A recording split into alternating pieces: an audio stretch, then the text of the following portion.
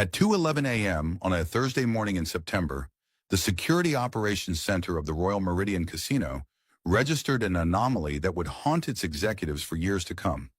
$100 million in high-denomination chips had vanished from their supposedly impenetrable system. No alarms had triggered, no forced entry had occurred, no suspicious activity had been flagged by their artificial intelligence monitoring software. The only peculiarity in the evening's footage showed a middle-aged professor and a young student leaving the property hours earlier, weighted down with backpacks, textbooks, and a laptop bag. Security personnel had barely glanced at them. Academics researching probability theory. Harmless nobodies conducting authorized statistical analysis. Those nobodies had just executed the most sophisticated extraction in casino history. Before we get into it, don't forget to like and subscribe, and hit hype to boost this episode. Drop a comment below with your city or country. I'm always curious where viewers are joining from. Dr. Adrian Foster stood before his probability theory class, chalk dust coating his worn cardigan sleeves. At 54, he possessed the kind of brilliance that attracted respect from colleagues and indifference from administrators.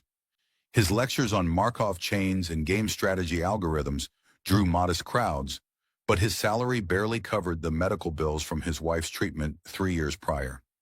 Even after her passing, the debt remained, a mathematical constant in his increasingly desperate equation.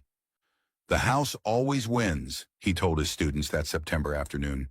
Not because of luck, because of mathematical certainty built into every game, every table, every chip that changes hands. Most students scribbled notes mechanically. One did not.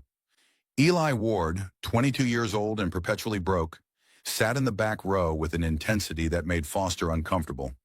The kid never wrote anything down, yet consistently scored perfect marks on every examination.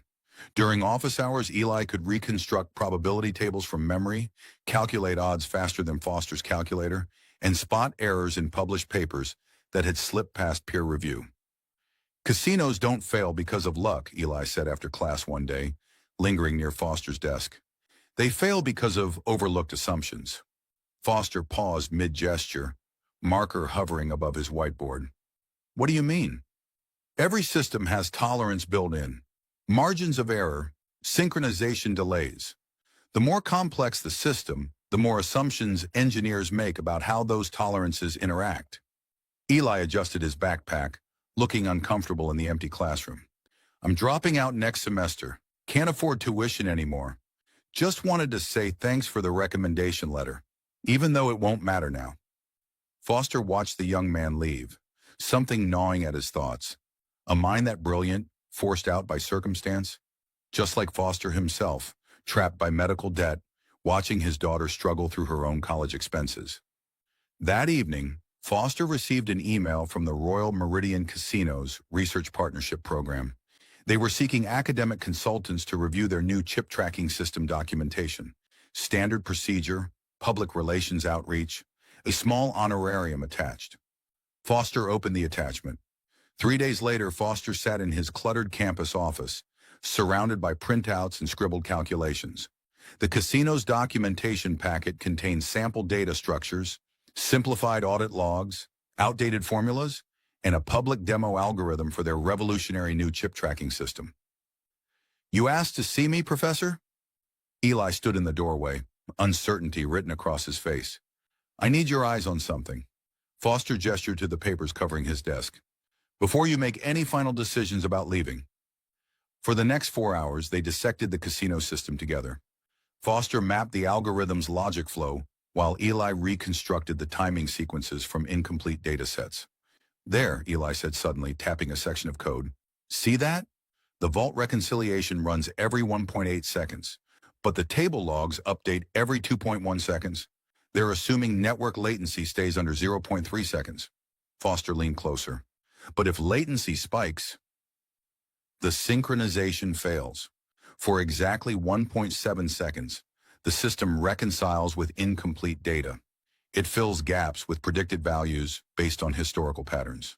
Predicted values, Foster repeated slowly, not actual counts. They stared at each other across the desk. This is purely theoretical, Foster said carefully. an academic exercise in finding systemic vulnerabilities. Of course, Eli replied, purely theoretical. Neither of them slept that night. Over the following months, Foster and Eli became fixtures at the Royal Meridian Casino's public spaces. Their presence was authorized, even encouraged. The casino loved hosting academic researchers, especially those studying probability and game theory. It added legitimacy to their operation, made them look transparent and scientifically minded. Third Thursday in a row, the floor supervisor noted to his colleague, watching Foster and Eli settle into their usual observation position. Those two are more regular than half our staff. Let them stare at spreadsheets all night, the colleague laughed. Not like they're winning anything. But Foster and Eli were not gambling. They were mapping. Eli's photographic memory cataloged everything. Pit boss rotation schedules down to the minute. Security camera blind spots caused by structural columns and poor placement. The precise movements of chip carts as they traveled from tables to the vault. The traffic patterns of cocktail servers, which created natural distraction points. The exact timing of vault access during shift changes. 43 seconds, Eli whispered during one observation session, eyes tracking a chip cart down a service hallway.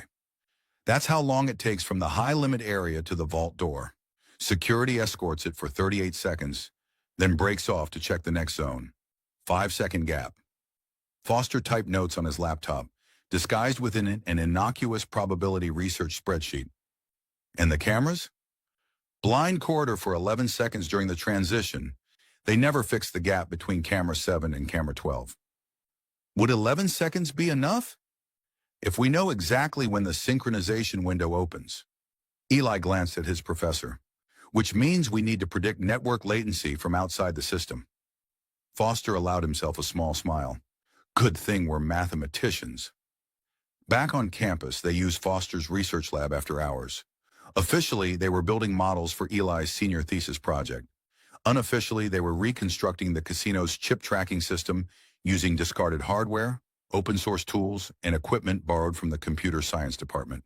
The latency pattern repeats every 6 hours, Eli announced one night, after running their simulation for the 400th time. Network traffic spikes at specific intervals based on gaming volume, hotel operations, and restaurant systems all competing for bandwidth. At 2:09 a.m., there's a predictable surge when the night shift restaurants close out their registers and upload transaction data, creating the exact latency spike we need. For exactly 1.7 seconds, Foster pulled up their simulation one more time. In their recreated system, they had successfully manipulated the algorithm to ignore exactly $100 million in high-denomination chips during that 1.7-second window.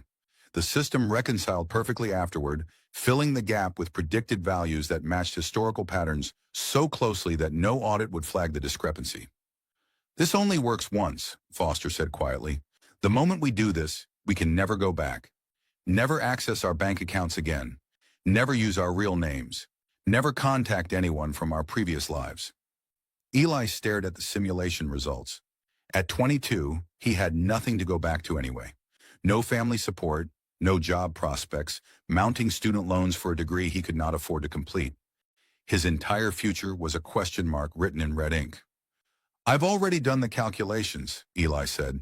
The probability of getting caught versus the probability of spending the rest of my life in debt. The math is pretty clear.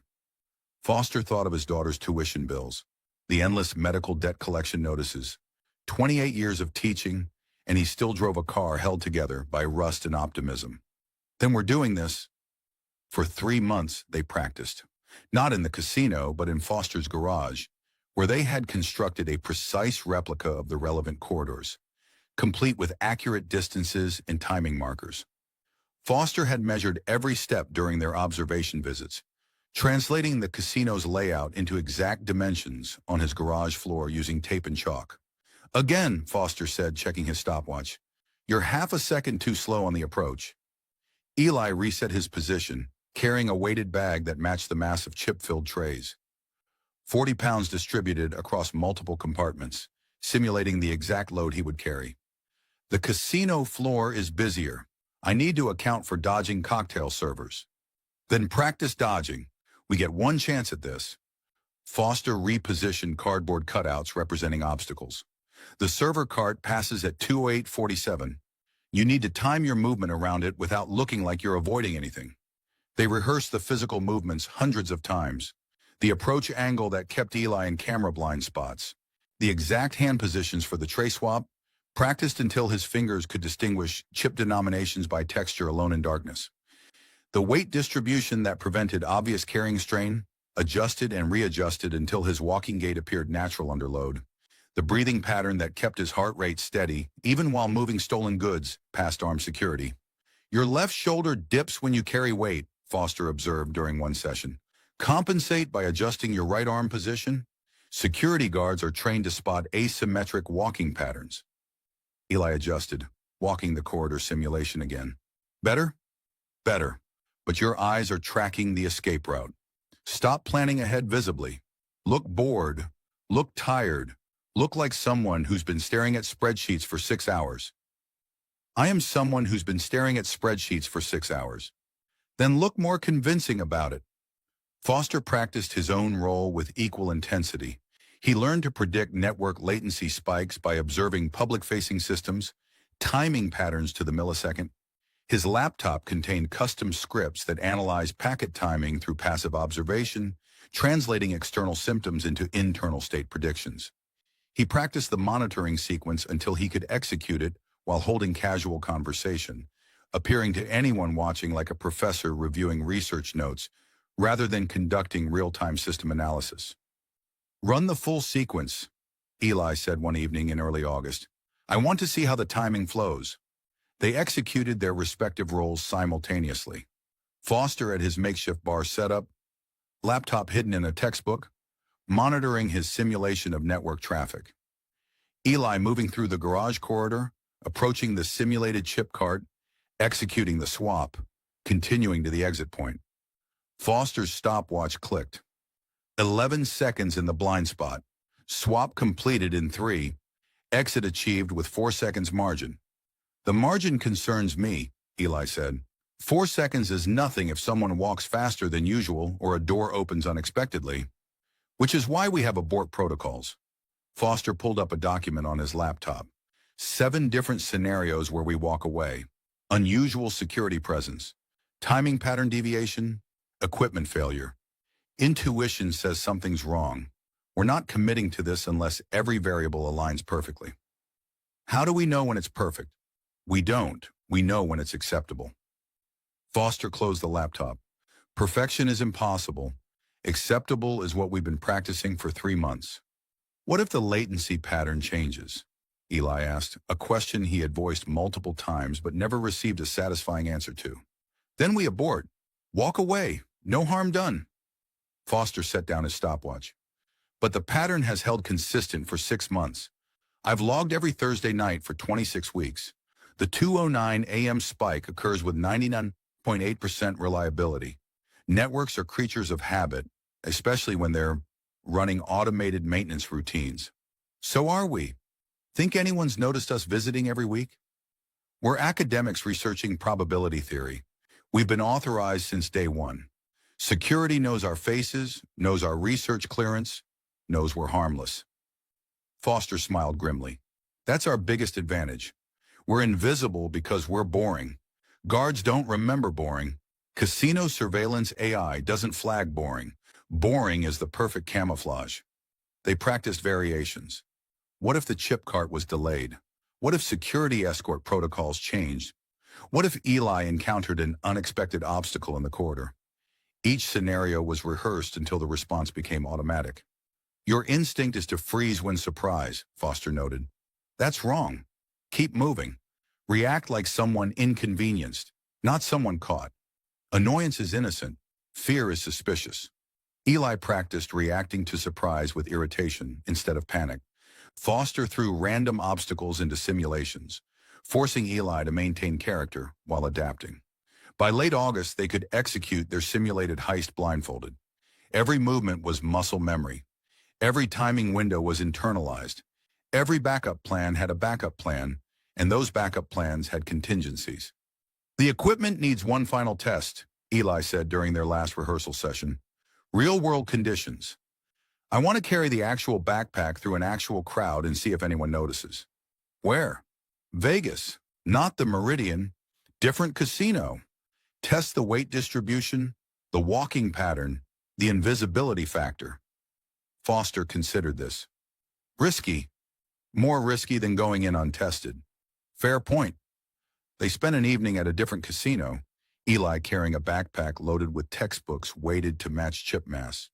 Nobody looked at him twice. He was another tired visitor, another anonymous face in a city of anonymous faces. September 2nd, Foster announced afterward. The casino hosts a high-stakes tournament that weekend. Chip circulation will be at maximum volume. Our absence from the surveillance pattern will be invisible in the noise.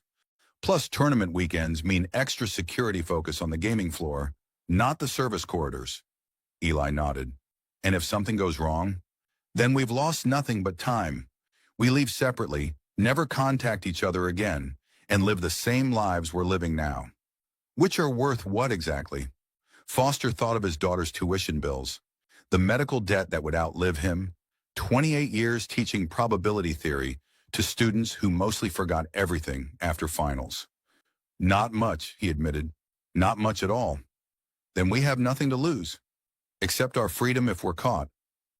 I'd rather be in prison than drowning in debt for the rest of my life, Eli said quietly. At least prison has a defined sentence. Debt is life without parole. Foster understood that calculation. He had run the numbers himself. The risk-reward ratio was overwhelming. The probability of success, based on their preparation and the system vulnerability they had discovered, exceeded 90%.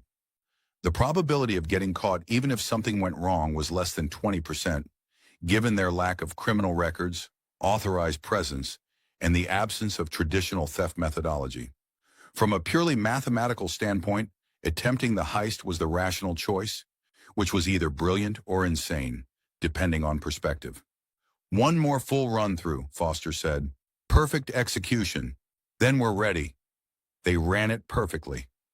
On September 1st, they destroyed everything. Foster arrived at his campus office at dawn, before custodial staff or early faculty members. He wiped his research laptop using military-grade deletion software, running multiple passes to eliminate any trace of their planning documents. Every calculation, every simulation log, every observation note was permanently erased. His handwritten notes, accumulated over months of meticulous planning, were burned in a metal drum behind his garage. He watched the pages curl and blacken, mathematical formulas dissolving into ash. The smoke carried away probability distributions, timing sequences, vulnerability analyses. The garage replica was disassembled piece by piece. Tape markers were peeled from the floor. Cardboard obstacles were broken down and disposed of. Weighted practice bags were emptied and scattered. Every component was distributed to different landfills across 3 counties. Nothing remained that could connect Foster's garage to a casino corridor 40 miles away. Eli closed his bank account in person, withdrawing every dollar in cash. $537. His entire financial existence reduced to bills in an envelope. The teller made small talk about starting the semester. Eli smiled and agreed that yes, he was looking forward to classes, knowing he would never attend another lecture. He cleaned his dorm room methodically, removing every personal item, every note, every piece of evidence that he had spent months planning anything more interesting than undergraduate coursework. His roommate was away for the weekend. Eli left a note saying he had decided to transfer schools, vague enough to be believable, specific enough to discourage questions. Last chance to back out, Foster said, meeting Eli in a grocery store parking lot far from campus. Neutral ground, no cameras visible, no patterns that would link them. The afternoon sun was brutal, heat radiating from asphalt. You having second thoughts? Every thought is a second thought at this point. Foster handed Eli a prepaid phone, one of 2 he had purchased with cash from a convenience store an hour's drive away. The phones had never been activated near any location associated with either of them. After tonight, these are the only way we communicate. 10-second calls, location codes only, then we destroy them. Eli pocketed the phone. What happens to your daughter? She gets a scholarship. Foster had already arranged it through an anonymous donor account, funded by liquidating everything he could not take with him. His car, sold to a private buyer. His furniture, donated to charity. His book collection, boxed and left for the department. A full ride plus living expenses. By the time she realizes I've disappeared, she'll assume I finally cracked under the debt and started over somewhere. She'll be angry, but she'll be financially secure. You've really thought this through. I've thought of nothing else for 6 months. Foster leaned against his car, suddenly looking every one of his 54 years. Last week I almost called it off. Told myself we were crazy, that we'd get caught, that the math was wrong. What changed your mind? I calculated the alternative, spending the next 15 years paying off debt, watching my daughter struggle, retiring with nothing, dying with nothing. The probability of a satisfying outcome from staying on my current path was essentially zero. Foster pulled out a printed map. No GPS involved, nothing digital that could be traced. So I chose the option with non-zero probability of success. Very mathematical of you. Everything is mathematical if you look at it properly. They reviewed the plan one final time, sitting in Foster's car in the darkening parking lot. No written notes, everything verbal, spoken in the specialized mathematical shorthand they had developed over months of collaboration. 2:03 a.m. You position near the high-limit chip station, Foster recited. 2:04 a.m. I'm at the bar with the monitoring setup. 2:09:41 a.m. The window opens. Exactly 1.7 seconds. You make the swap in the blind corridor during the 5-second escort gap. I monitor the reconciliation from the bar. If anything flags, abort code is 2 words, probably overrated. You work it into casual conversation somehow, I acknowledge. We leave separately within 5 minutes. And if everything works, then we leave separately within 15 minutes, heading to different exits. You take the north exit, ride share to the predetermined diner. I take the west exit, drive the rental to the secondary parking location. We each follow our extraction routes to the rendezvous point. Rendezvous point. Old Mining Access Road, 43 miles northwest. No cell signals, no traffic cameras, nothing but dirt and darkness. Foster started the engine, cold air from the AC cutting through the heat. Get some sleep tonight. Tomorrow we're either millionaires or criminals. What's the difference? Eli asked. About $100 million and a successful extraction. Eli opened the car door but paused before exiting. If this works, I'll never see you again after tomorrow night. That's the plan. Seems strange. We've been working together for 6 months, closer than I've been with anyone since my parents died. Foster understood. The isolation of planning a crime created its own intimacy. Shared secrets, shared risk, shared purpose. If we see each other again, it means something went wrong. So let's hope for strange. Too strange, then. Eli closed the door and walked away across the parking lot. Foster watched him go. This brilliant kid who should have been preparing for senior year instead of grand larceny. Then he pulled out of the parking lot and drove toward the motel where he had rented a room under a fake name, paying cash in advance. He spent the evening reviewing mental checklists. Not written down, nothing that could be discovered, just endless repetition of sequences and timings and contingencies. By midnight, he was exhausted but too wired to sleep. At 1 a.m., he gave up trying and drove toward Las Vegas. Eli, in his own cheap motel room across town, was doing the same calculations. Reviewing approach angles, swap mechanics, escape routes. His photographic memory played back every rehearsal, every simulation, every observation session at the casino. At 1:15 a.m., he called his rideshare and headed toward the rendezvous point 2 blocks from the Royal Meridian. 2 mathematicians moving through the darkness toward a calculated risk that would either free them or destroy them. The probability of success, 93%, based on every variable they could analyze. The probability of capture, 4%, given their preparation and the absence of traditional theft methodology. The probability of something unexpected occurring that fell outside their calculations, 3%. Those last 3% were what kept Foster awake at night. But tonight, the math would be tested against reality. The Royal Meridian Casino glittered against the desert night, a monument to calculated risk and statistical certainty. Foster and Eli arrived separately. Eli by rideshare service dropped 2 blocks away, Foster driving a rental car that would be abandoned before dawn. They entered through different doors at staggered intervals. Standard research protocol they had established months ago. Nothing unusual, nothing memorable. At 1:55 a.m., Eli walked past the high-limit gaming area, noting the chip cart positioned near the vault service entrance. Right on schedule. He carried a backpack containing textbooks, a calculator, and empty space designed to hold 40 pounds of high-denomination casino chips. Foster settled at the bar at 2:04 a.m., ordering coffee and opening a textbook. Nestled inside the textbook's hollowed core was a compact laptop, screen angled to be invisible to casual observation. He was not hacking anything. He was simply monitoring the casino's publicly visible network traffic, using the patterns to predict the exact moment when internal systems would experience the latency spike that occurred every night at 2:09 a.m. "Studying late?" the bartender asked, refilling Foster's coffee.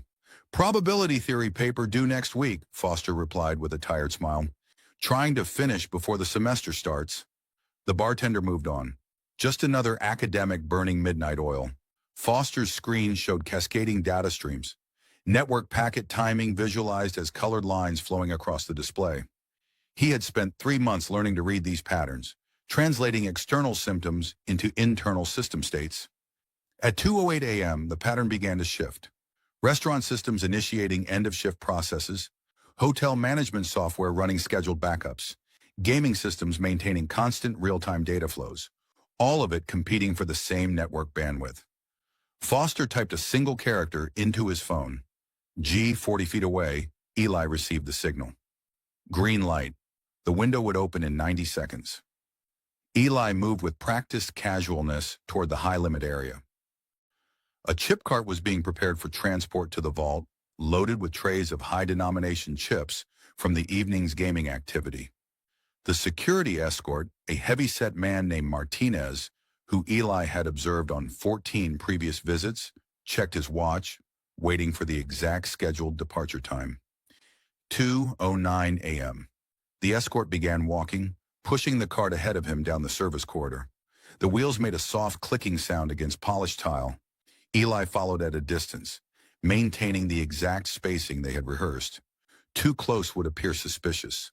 Too far would miss the timing window. His heart rate was elevated but controlled. He focused on breathing patterns Foster had taught him. 4 counts in, hold, 4 counts out. Steady rhythm, calm appearance. At Foster's position, the laptop screen showed network latency spiking.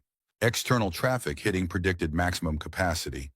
Internal systems compensating by adjusting synchronization timing. The colored lines on his display shifted patterns, cascading toward the critical threshold. 2:09:30 a.m., 10 seconds until the window opened. Foster's fingers hovered over the keyboard, ready to send the abort code if anything deviated from predictions. A cocktail server passed his position. He smiled at her, played the role of tired academic reviewing notes. 2:09:35 a.m., 5 seconds. In the corridor, Eli adjusted his walking speed fractionally. The security escort was maintaining exact predicted pace. The corridor ahead was clear. Camera 7's blind spot began in 12 feet. Camera 12's coverage ended in 18 feet. The gap between them, exactly the distance Eli needed. 2:09:41 a.m. The window opened. Foster's screen showed the latency spike hitting maximum. The 1.7-second synchronization gap had begun. He typed a single character into his phone, green light. In the corridor, the security escort reached the designated checkpoint where protocol required him to pause and radio the vault team.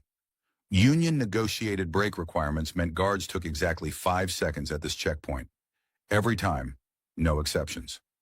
5 seconds where Martinez's attention shifted from the cart to his radio. Martinez raised his radio. Security escort Charlie 7, proceeding to vault with high-limit delivery. While Martinez spoke, Eli stepped into the blind corridor section. Invisible to camera 7, not yet visible to camera 12.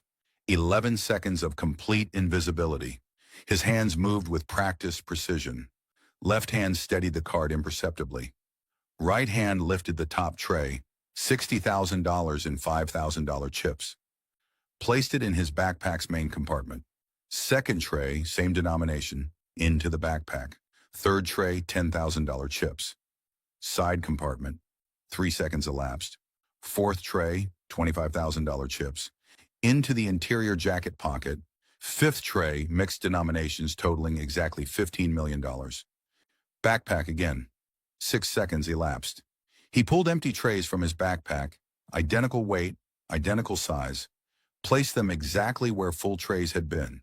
The weight distribution on the cart remained balanced. Visual inspection would show appropriate loading. 8 seconds elapsed. Eli continued walking, passing through the corridor as if he had been crossing to the service elevator. Natural movement, nothing suspicious, just a researcher taking a shortcut he had taken dozens of times before. His backpack now carried 40 pounds of chips distributed across multiple compartments. 10 seconds elapsed. Camera 12's coverage began. Eli was now visible, walking normally, appearing exactly as he had on every previous visit. Tired academic carrying textbooks and research materials. 11 seconds total. Perfect execution. The security escort finished his radio check. Roger that. Vault standing by. Charlie 7 continuing approach. Martinez pushed the cart forward, unaware that its cargo had changed. The empty trays looked identical to full trays. The weight distribution remained consistent.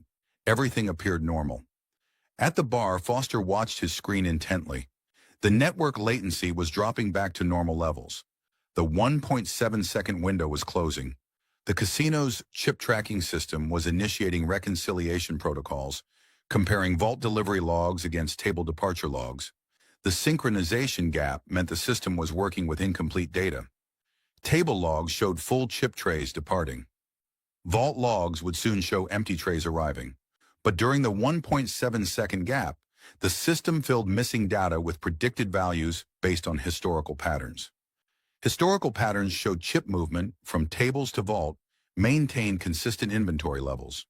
The algorithm predicted continuation of that pattern. It filled the gap with values that made mathematical sense, values that showed no discrepancy. Foster's screen displayed the reconciliation status, reconciling, analyzing patterns, applying predictive models. His finger hovered over the abort code. If the reconciliation flagged anything unusual, he would send 2 words to Eli's phone. They would both walk away empty-handed, but free. The screen updated, complete, no anomalies detected. Foster exhaled slowly.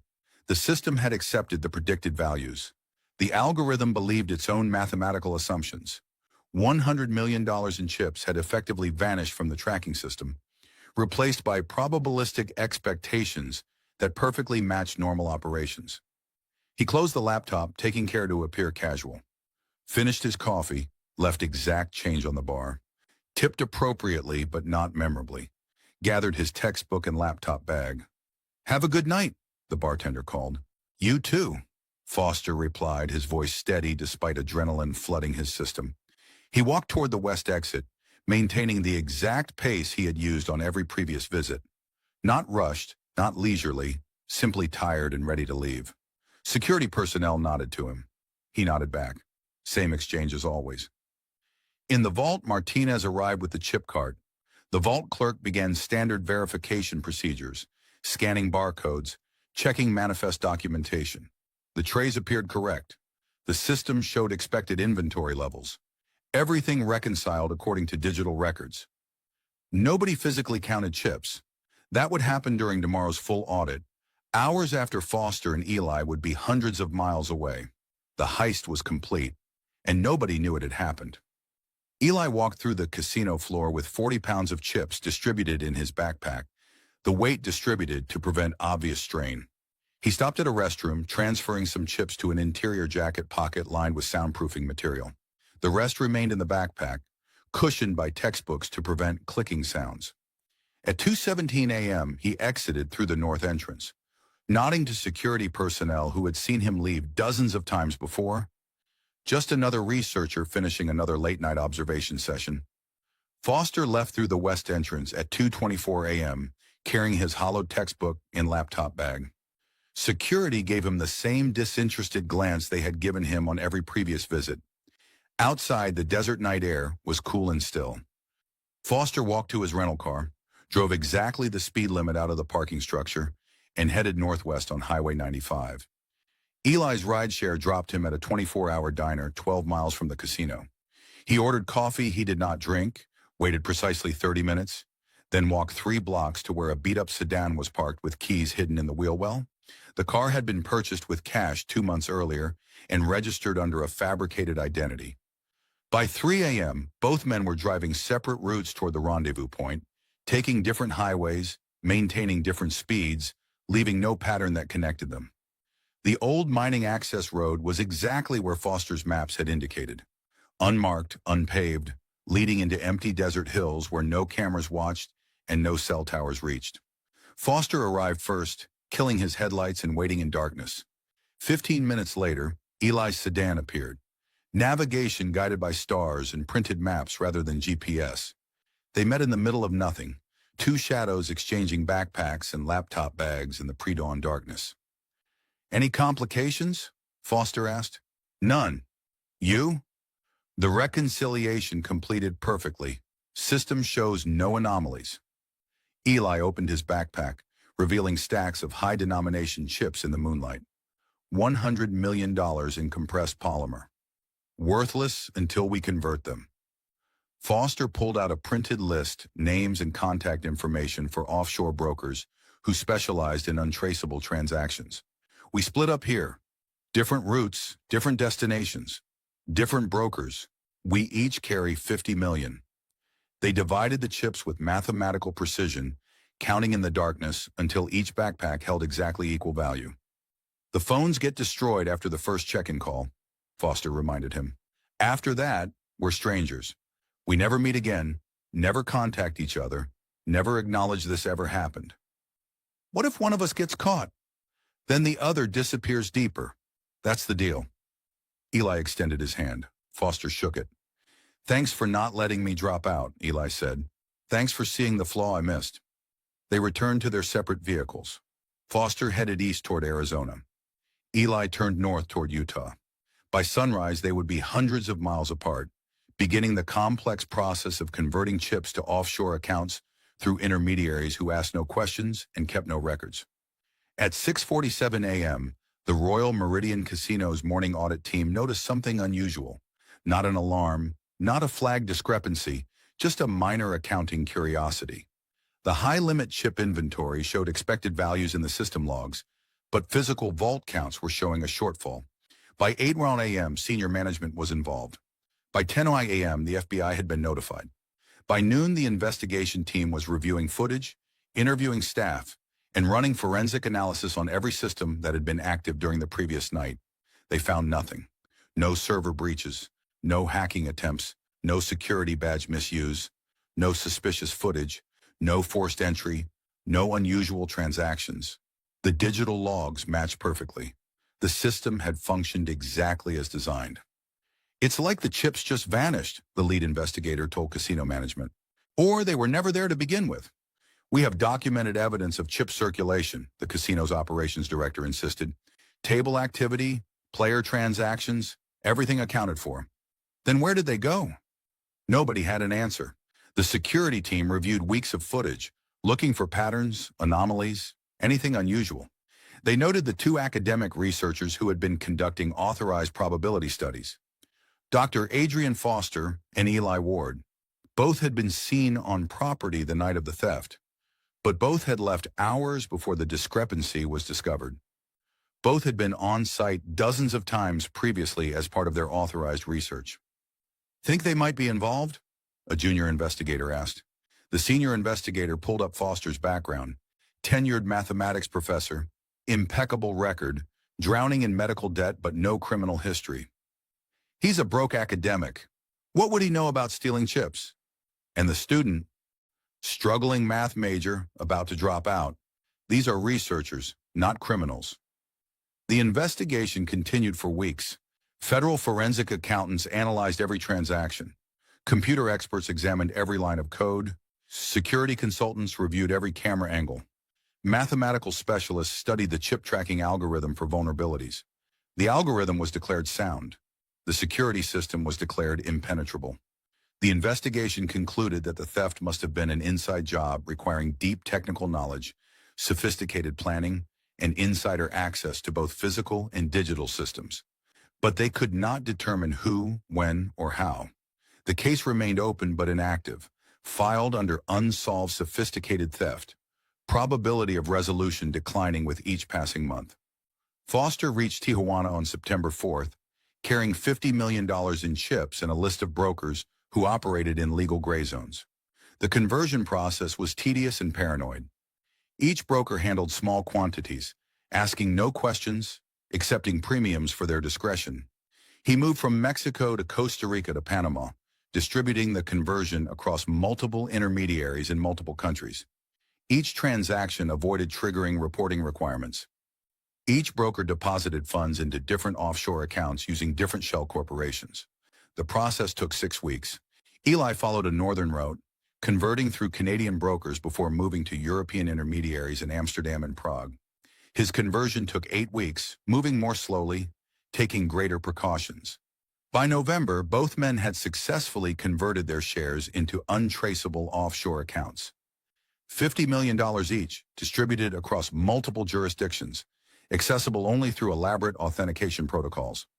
On November 17th, Foster made the promised check-in call from a payphone in Buenos Aires. 10 seconds, location code only, confirmation that conversion was complete. Eli responded from a payphone in Prague. 10 seconds, same confirmation. Both phones were destroyed immediately afterward.